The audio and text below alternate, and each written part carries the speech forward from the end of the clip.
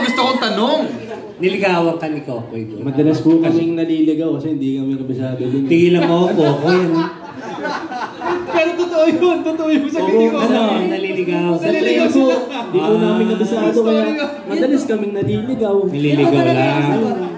Kasi ako, pag matagal, nililigaw ko na rin si Angel. Wow! Nililigaw ko para masulog.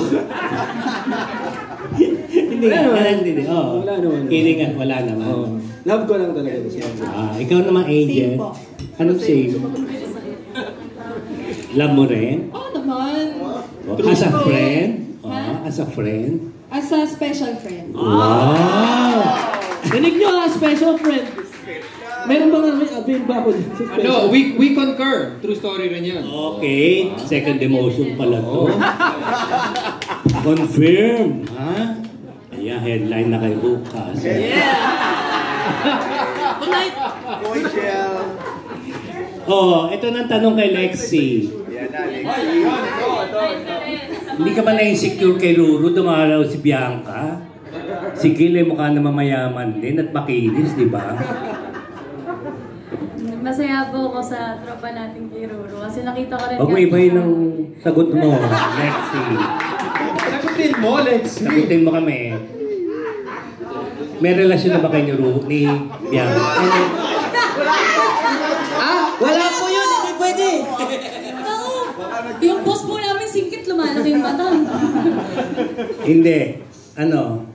May relasyon na ba kayo ni Gil? Ano ba yung Gil? Gil na lang? Masyado namang...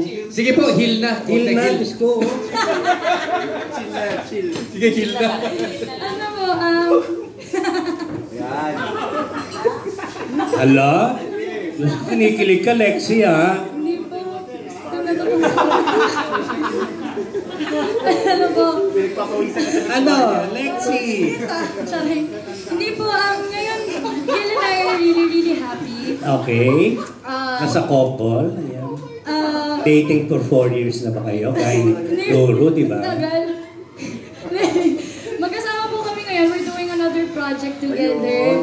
This is titled Underage, so abangan niyo po yan. Ang galing mo pala sumagot, Lexi! Palakpakan naman natin! Ay, thank you. Pero confirm. Ngayon, Tito Jun. Okay na, sige. Saka na yung underage yan. Anyway, sa ilang buwan kayong nandun sa South Korea, may nag-aaway-aaway ba? Sino yung nakakapikon? Sino yung nakakatuwa? Lalo especially ko. Mikael, ikaw pinakamatanda dyan. Oo. Pinag-utusan ko lahat sila. Kokoy, I'm thirsty. Get me coffee.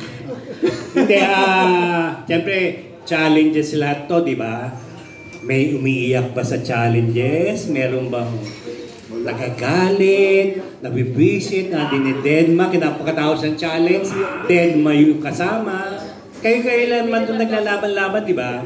Sa Running Man. Yes. Kami lang. Oo. Ako na Meron ba? nalagot. Sige, ikaw muna, being the host. Sige. Kasali ka rin ba sa challenges, Mikael? Ay, hindi po. Nanonood lang po. Hindi, kasama Kasama ka ba? Kasama ako. Oh. Lahat kami kasama sa lahat ng missions, actually. Okay. So, itawag namin sa challenges dito sa Running Man, mission, actually. Mission, So, doon sa tanong mo, yes, to everything. And I think yun dapat yung abangan ninyo. Kasi hindi lang syempre katuwaan. When you watch Running Man OG, yung Korean version, nakita mo na, yes, nakakatawa siya. Nakakatawa na nasasaktan sila, nagkakamali sila, may nananalo. In the same with us, may nagkakamali, may nasasaktan, may nananalo, may nagtatampuhan. Pero I think yun yung nagbibigay kulay nga. And I think naintindihan namin lahat na yun rin yung magic ng Running Man. Na you have seven artists here who you see usually siyempre may hirap yun, di ba? In a very different medium, di ba? Teleserye nga, di ba? Yung iba nag-host, iba comedy, iba singer, dancer.